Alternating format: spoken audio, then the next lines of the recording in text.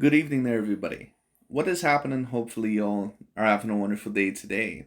So, when it comes down to it, I thought, of course, that I would review this little video that I found to be very particularly interesting. And this is going to be a video by that of Mr. Boxing Ego, a channel that I like to review every once in a while. And this is going to be a video, of course, once again about Mr. Terence Bud Crawford. And Terence Bud Crawford, I can't remember necessarily how old he is. I think he's 36 years old. I think he turned 36 years old this year. So he more than likely probably has a couple, maybe a few more years left in his boxing career, depending on how well he ages. It appears that he's aged decently well so far.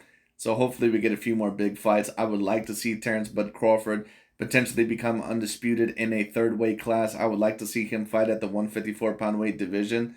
Of course, Terence said that he wants to try and fight Canelo Alvarez. I don't know whether he's 100% serious about that or not, but we'll see. But anyways, in this video, of course, Tszyu, who of course is now one of the champions at 154 pounds, he recently stated that he would like a fight with Terence Bud Crawford, or that he at least revealed a hit list on his shirt. The first fighter, of course, being that of Jamel Charlo, the next one being Terence Bud Crawford, and then the next one being Canelo Alvarez. And of course, that's a very tall order because all three of those fighters you can debate are on the top 10 pound for pound list. Certainly Canelo and Terence Bud Crawford. Jamel, you could debate it. I'm not quite sure if he would be on my top 10 pound for pound list. I don't think that he ever was definitively on my top 10 pound for pound list. I don't know. I definitely don't think he would be now. But, that would probably just be my opinion on it. But anyways, in this video, we're also going to be talking about Terence Bud Crawford as a fighter and where I would probably rank him in terms of the all-time greats. And I've kind of already talked about this, but it's just going to be very interesting because I don't really know where Terence Bud Crawford is going to be ranked in terms of compared to the all-time greats at the end of his career. I think that he certainly will be ranked amongst the all-time greats, but I think that with his resume and a certain amount of other factors, I think that more than likely that Terence Bud Crawford is going to be looked at as another Joe Calzaghe, someone overall that, was a very great boxer, an all-time great boxer, but I'm not quite sure if he's ever going to be remembered as the all-time great or I'm not going to say not remembered as an all-time great because he is an all-time great, but kind of remembered as a guy that was an all-time great, but may not have the depth on the resume to quite claim that he is the greatest of all time. Kind of just a league below. So someone like that of a Andre Ward, someone like that of a Joe Calzaghe, or at the moment maybe a Canelo Alvarez, someone like that. Terence, in my view, is kind of in the same league with those boxers. Bernard Hopkins, he's in the same league with those boxers. And certain people might disagree on some of the other boxers that I mentioned, but all those boxers that I just mentioned, in my view, they're probably in my top 30 of all time, anywhere from the top 30 to top 40, but top 30 somewhere around there. So Terence is in very great company, no doubt about it. He is an all-time great talent and an all-time great fighter, and put him in the ring with any other all-time great fighter that's around similar size, maybe even a little bit bigger, he's going to give him a lot of problems, because he has great adaptability, he has great boxing IQ, he has a great all-around skill set, and he's a great athlete. So Terence certainly is nothing to scoff at. He is a great fighter, no doubt about it. And right now, I would have him as my number one pound-for-pound fighter. But anyways, let's get straight into the video. Let's see what Boxing Ego has to say. Terence Crawford gets called out by Tszyu from down under there. Yeah, now that's a knife. That's what I'm going to talk about in this video. Let's talk about it. What up, Fight World? It's your boy Ego, and I am back with some more boxing. Now, Tszyu just defeated Brian Mendoza. Very strong performance, which I'll get to in a second. This picture I seen on Twitter, X, Elon Musk's X, and Tszyu, he has a shirt that was already ready to go and pre-made, and it says Tszyu's hit list. Harrison crossed out.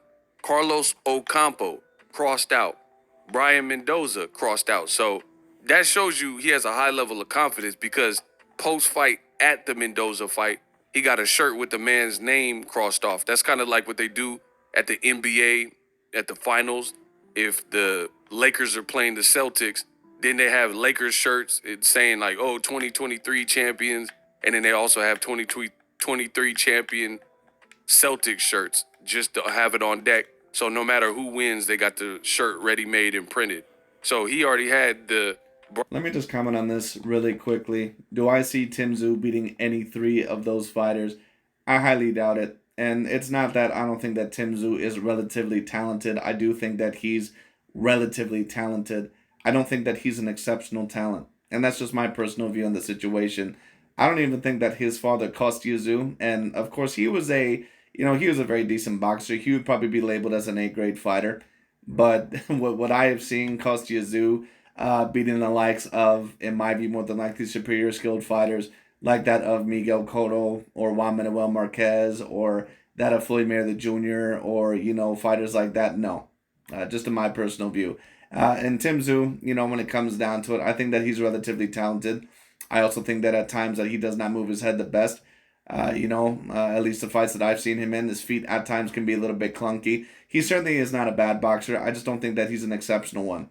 And when you talk about those three boxers right there, within the exception of Jamel Charlo, you have to be exceptional, exceptional, exceptional.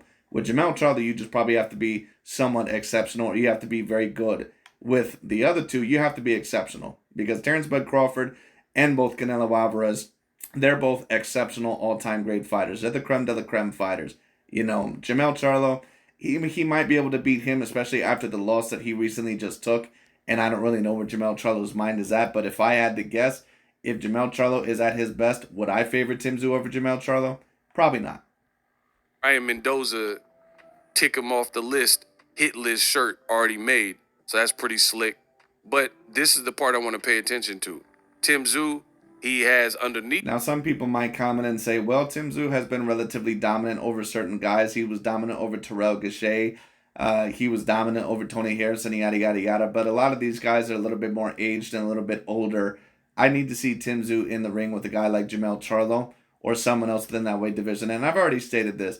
That weight division, I don't care what any of these guys say with Boxing Ego and all these other LDBC and new media channels. That is not a deep, strong weight division. It is filled with nothing but B and C class fighters and washed up old veterans. It's a very good veteran division, but it has no true ripe talent there. Nothing. Other than that, Tim Tszyu and Jamel Charlo, nothing. That it says Jermell Charlo, Terence Crawford, and Canelo. Now, Charlo, we'll get to him in a second. The reason why I want to single out Crawford is because on my channel, I told you guys that's a fight that I truly want to see. Tim Tszyu versus Terence Bud Crawford. I think the styles make fights, and stylistically, that certainly is a fight that I would love to see because I would love to see Terence Bud Crawford to become the first undisputed person within 3 separate weight divisions. It would be a great accomplishment, and I think that he could do it. And he would be able to, possibly win over Tim Tszyu, maybe Jamel Charlo, and, he would be remembered. If he were able to do that, then Terence Bud Crawford certainly could have a debate, to a lot of people as the debatable greatest of all time. No doubt about it. Top 20, in a lot of people's minds at the very least. So Terence Bud Crawford, I would love to see him make that move. I understand that he said recently that he wants to fight Canelo. I'm not even 100% sure if he's serious about that. But I just don't see really the appeal of the fight, at least not at the moment. And to Ego's credit, he said the same thing. I also agree. I just don't think that there's any appeal of it at the moment. And I don't think Canelo sees any appeal of it at the moment. Because what really is in it for Canelo Alvarez? I mean, if he fights Terence Bud Crawford, if he loses, he lost to the man that came up 2 or 3 weight classes. And the reason why I say 2 or 3 weight classes is because Canelo, in my view, is not a natural 168 pounder. When it comes down to it, he's a little bit lighter than that. And when you talk about, if Terence loses, then, Canelo just beat the much smaller man. So there's really nothing in it for Canelo Alvarez unless Terence Bud Crawford becomes a complete undisputed 154-pound champion and possibly maybe even defeats someone at the middleweight division. Then I think, Canelo Alvarez would really take a look at that fight seriously and say, you know what, we can make some actual money here. And on top of that, I might get a little bit more credit than what I did before if I end up beating Terence Bud Crawford. that would be a good fight. Tim Tszyu has power. In the Brian Mendoza fight, the things that I really liked, and for more on the Brian Mendoza fight, I did do a post-fight video, so you can check that on the channel. But the things that I really liked from Tim Tszyu when he was fighting Brian Mendoza is I don't get just excited off of power. Power, there's a lot of guys that have power. I get more excited based on having power and knowing how to use it. How do you use and get that power off? Because it doesn't matter if you have power if you can't connect. So you have to have some time. I agree with that, and I don't think Tim Tszyu is a stupid boxer. I don't think that he's unintelligent. I just think that he's not an exceptional fighter. I would probably give him the rating of an A minus. just in my personal view. But when you talk about Terence Crawford and Canelo Alvarez, those are S tier level fighters. Those are S tier level fighters. And what do I mean by S tier level fighters? I'm talking about some of the greatest fighters to ever walk in that ring. Some of the greatest fighters that we've ever seen.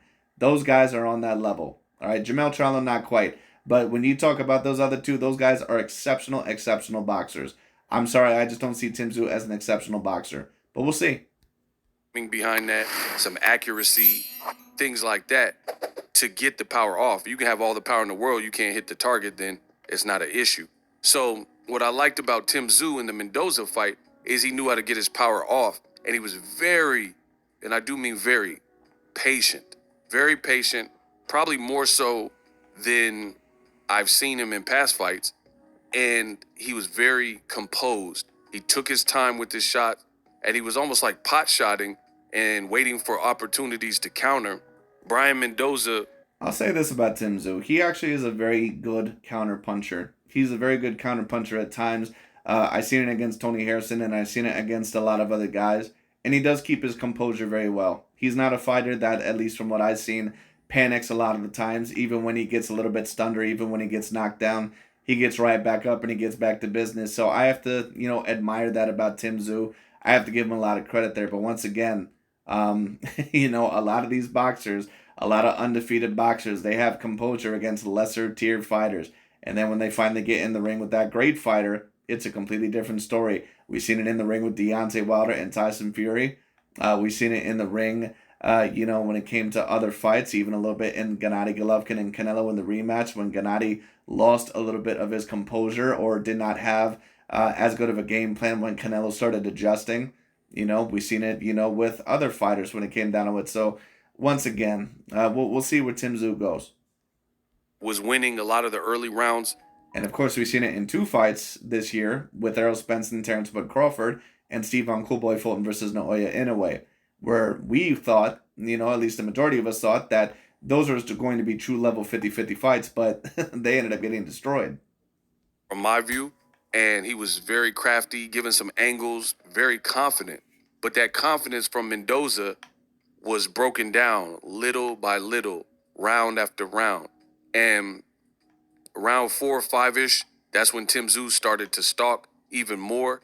And Tszyu started to unload with combinations. He wasn't jabbing. I would like to see more jabbing from Tszyu. But all in all, it was a pretty surgical performance. And I like to see that. I don't want to see somebody with power who just like pushes forward and trotting forward. And you could argue that Tszyu... Oh, you mean like Deontay Wilder? Someone that has no technique. You mean that you don't want to see someone that isn't a black American fighter that trots forward? And listen, I understand what Ego overall is saying. Listen, I get it. I understand what he's saying, but let's be real. If Tszyu was, Devontae Tszyu, it'd be a different story. Does it to a degree, but he put a little bit of science to it. Like, he was trying to be mindful on defense, and he was getting out of the way of some of the shots.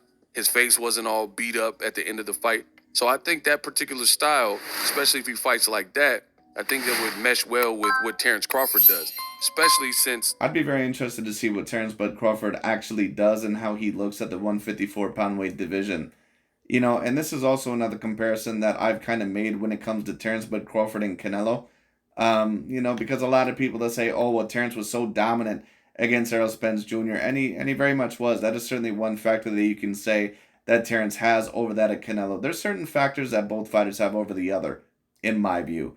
The thing that puts Canelo all-time great-wise above Terence, in my view, is just his pure resume. Because there's no offense against Crawford, but once again, besides Errol Spence Jr., I just don't know many Hall of Famers on his resume. Canelo, you can say that there's a decent amount of Hall of Famers on his resume.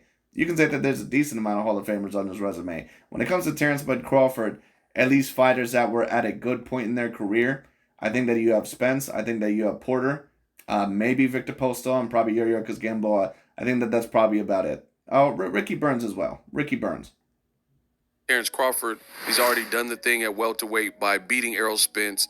He's 2X undisputed. But once again, I'd be very interested because Terence Crawford has actually never fought in a division, in my view, where the guys have actually been a little bit naturally bigger than him. height and length and weight wise. Canelo, even though he rehydrates a little bit and he can kind of compete with some of the heavier fighters weight wise a little bit at times, height and reach wise, he's about 5'7" to 5'8", with the 71-inch arm reach. He's fighting guys like Caleb Plant, Danny Jacobs, Gennady Golovkin, a lot of these other guys, Callum Smith, Dimitri Bivol, all these guys are a little bit bigger than him and outreach him. So that's why I say I'm going to be very interested to see how Terence Bud Crawford does when he moves up the weight divisions. No one else Because Terence, even at 140, was rehydrating at 160 pounds. And that's a natural welterweight weight. And on top of that, he has a 74-inch arm reach. can say they've done that. That's a male. The only other person is Clarissa Shields. But to do that and then move up, which to me, it looked like Crawford was pretty drained. When I seen Terence Crawford in the fight week for Errol Spence, his face just looked real sucked up and gaunt. So I think he's getting to the I'm not really sure if Terence Bud Crawford was drained. I think that if he was drained, that that you would have seen overall, him look even worse at the weigh-in or in the fight, especially.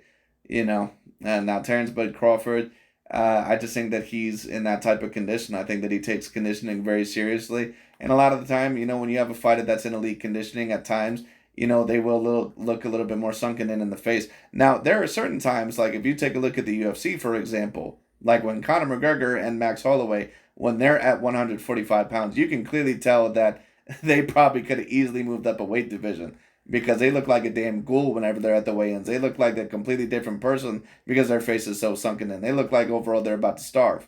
So that is a difference. point where it would really benefit him to move up in weight. So to move up and fight a guy who just became WBO champion, even though I guess you could say he's an email champ. That's what they said to Devin Haney and Jamal Charlo. So at the end of the day, he did get a title defense and a worthy title defense with Brian Mendoza. So that shows that he's ready and a real champion and things like that. At least to me, because I respect Brian Mendoza's heart and durability and his past performances like Jason Rosario, particularly, and then his performance with Sebastian Fundora. But styles make fights. Mendoza was all wrong for Fundora, and Tszyu in the later rounds, he was all wrong for Mendoza. So I like the fact that, like I said, I just don't think that there's really any true A-grade level fighters there other than Tszyu, maybe Castano at one point, and Jamel Charlo. That's really about it. I just don't see that division as super duper competitive. So we'll see what happens. Tszyu is putting this out there. Ego Stradamus strikes again. What can I say? This is a fight that I've been wanting to see, Tszyu versus Crawford. So, I gotta love this about Ego. Ego always brags about how he gets these predictions right. And apparently he got this prediction right overall about Tszyu wanting Terence Bud Crawford, and that this fight is, should happen. Well, of course, like who couldn't have predicted that? You have Terence Bud Crawford, who probably should move up to 154 if he wants to become undisputed at another weight division. He has a right there at 154 pounds. He has the Tszyu fight. He has the Jamel Charlo fight. At the very least, he has those two fights. So it's like who could have not at least predicted that as a possibility? Ego makes me crack up. Now, as far as the Tszyu hit list, he did have some other names, Jamel Charlo and Canelo, in addition to Crawford. I like those fights as well.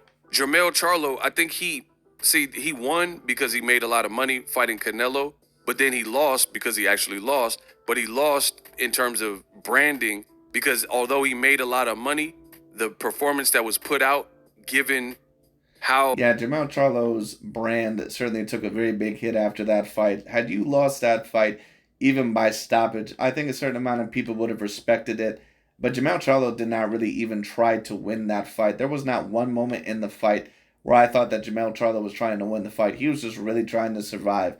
And against a fighter like Canelo or Terence Bud Crawford, if you go in there and you're trying to fight to survive, you're dead. Because those guys are apex predators. Those guys are Bengal tigers. They're African lions. They're great white sharks. They're Nile crocodiles. They're nothing to fuck around with. If you do not try your best overall to fight back, they will kill you. Or they will destroy you in that ring. No doubt about it.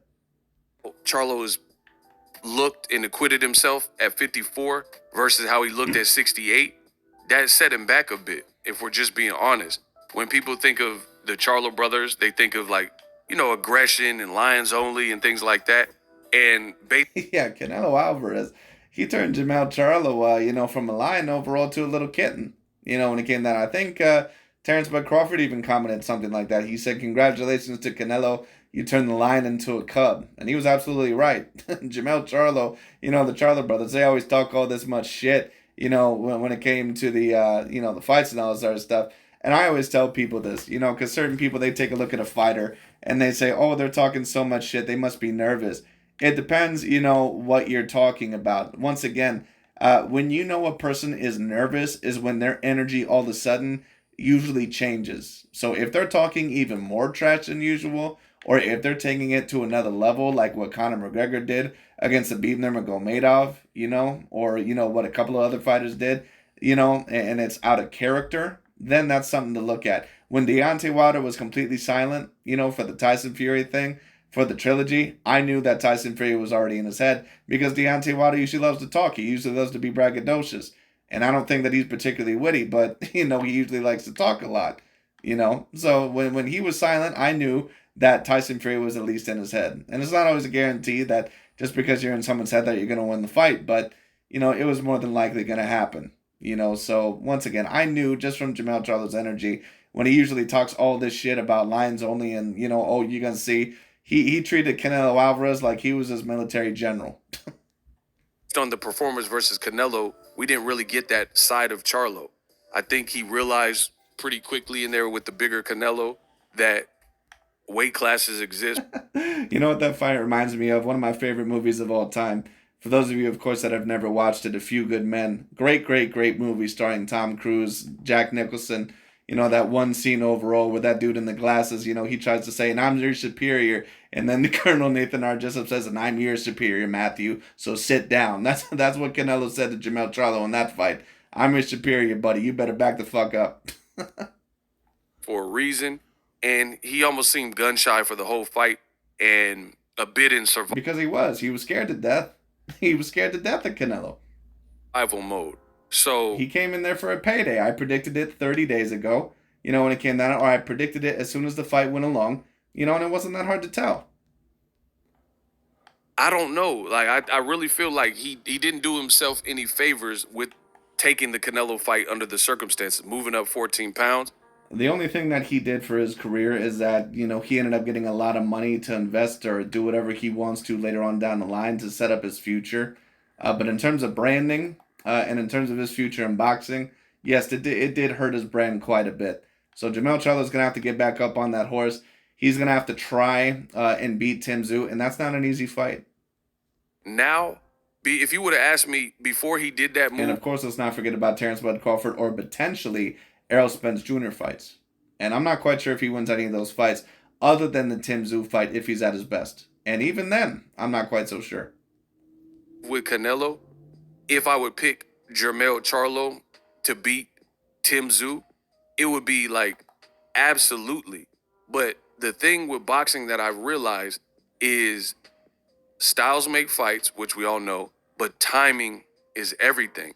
And based on the timing, Tszyu looked very good. Like Tszyu has. I agree. Like I said, he's not the greatest boxer that I've ever seen, but he does have a technical side to him. He's very composed and he has a high degree of confidence, and he's a pretty good athlete. So I'm not quite sure if I would favor him over Jamel Charlo either. But even Jamel Charlo at his best, I'd give Jamel Charlo the advantage, but probably 60-40. If anything, from when I watched him in his American debut with Terrell Goucher, an Olympian, he's improved since that fight. If you look at Tszyu, I agree. And Terrell Goucher, that was a pretty difficult fight. He got dropped in the first round versus his performance with Tony Harrison, his performance first round knockout with Ocampo, his fight with Brian Mendoza. The Mendoza was, in my opinion, a better name than just like a guy with more momentum than Terrell Goucher at that point, right? And he did better in that fight than he did with Terrell Goucher. So I think he's evolving and he's getting better. And now Charlo is coming off of his second pro loss to Canelo, and it was one-sided. Plus, he made a lot of money. So the timing makes that fight very interesting as well for Charlo and Tszyu, because Tszyu definitely has the momentum. Again, If you would have asked me, It's going to be very interesting to see what Jermell Charlo does, because he could take the Tim Tszyu fight. But if you're Jermell Charlo, you might benefit more actually from just taking the Terence Crawford fight. Because if you take the Tim Tszyu fight and if you potentially lose that fight, you pretty much lose every single ounce of value that you have. Because then there's no reason for Terence Crawford to fight you. So then he's going to fight Tim Tszyu. So I think that more than likely Showtime, that they're more than likely probably going to try to set up that Jermell Charlo Terence Crawford fight. But I could be wrong. We'll see. Or they might try to put Terence in the ring with Tim Tszyu first. I think more than likely one of those two options is probably the more likely, but we'll see. before, I would have easily said Jermell Charlo, but now there's a bit of an X. Well, I don't think I'd say easily. Once again, a lot of these guys, they look at Jermell Charlo as this exceptional boxer. He's never been an exceptional boxer. And that's why even in a division that is not that super deep, he's having problems with a lot of these guys. like Brian Gastano, who's a very decent fighter, but I want to say a great one. Tony Harrison, who's an okay fighter, not a great one. Very good, but not great. And Tim Tszyu, he might give him a lot of problems as well. But even those fighters, I would not say are exceptional. Factor, given how Tim Tszyu has the momentum and Charlo, based on his last performance, boxing is a what have you done for me lately sport. And based on that last performance, that's what we... And let's also not make any excuses if Jermell Charlo ends up losing to that of Tim Tszyu, because when it came to Canelo Alvarez, Boxing Ego wanted Canelo Alvarez to get in the ring with Dimitri Bivol immediately, or David Benavidez. There was no waiting for Canelo Alvarez. He wanted Canelo to get in the ring with those guys immediately. He didn't care if Canelo overall didn't have the momentum. So when it comes to Jermell Charlo, if he loses to, Kostya Tszyu, or not Kostya Tszyu, excuse me, but Tim Tszyu, so be it. Have to judge him off of. So there was some regression in the Canelo fight. Now, it could just be because it was a bridge too far and it was 14 pounds outside. Yes, it was a bridge too far, but it wasn't really completely the weight. I'm not going to say that it wasn't a factor. Of course, it was a little bit of a factor. But the main factor is that the skill set, not even close. Not even close. And I've been saying this for years. I said that if Jermell Charlo fought Canelo Alvarez, I'd give him probably about a 30% chance. If Jermell Charlo fights the best version of Canelo Alvarez, I'd give him about a 10% chance. And I was right on the money. Where he normally fights, but at the end of the day, that's what people are looking at. So I do think the fight with Crawford... I gotta take Boxing Ego's, I gotta take his phrase. Ego Stradamus strikes again. is a great one. Also, the Charlo fight, and that would be for undisputed at the moment. As far as Tim Tszyu calling out Canelo, everybody wants to fight Canelo. I don't really see Canelo taking him in a recent fight, so I didn't really want to spend too much time talking about that. Let me know what you guys think of Tim Tszyu's hit list. Definitely fan-friendly style that Tim Tszyu has, and I like his demeanor towards trying to fight everybody. You got to give that credit. It's just like his dad. He's willing to fight Julio Cesar Chavez, Zab Judah, no matter what your style is. You got to respect that. Drop your thoughts in the comment section. Check out some of my other videos. Subscribe. It's free, and I'm out. Introducing... But anyways, that's pretty much about it for this video. I just thought that was very particularly interesting. But I would love to see the Terence Crawford versus Tim Tszyu fight next. I would love to see that fight. And then maybe Jermell Charlo in kind of a warm-up fight in that weight division. Maybe he can fight Sebastian Fundora or someone else like that. Maybe a Brian Mendoza. And then they can kind of set up the Terence Crawford fight versus Jermell Charlo fight, depending on, of course, whoever is the winner. But that would probably be, in my view, the best decision. But we'll see. We'll see. That's pretty much about it. Thank you guys so much for watching. I'll talk to you all later.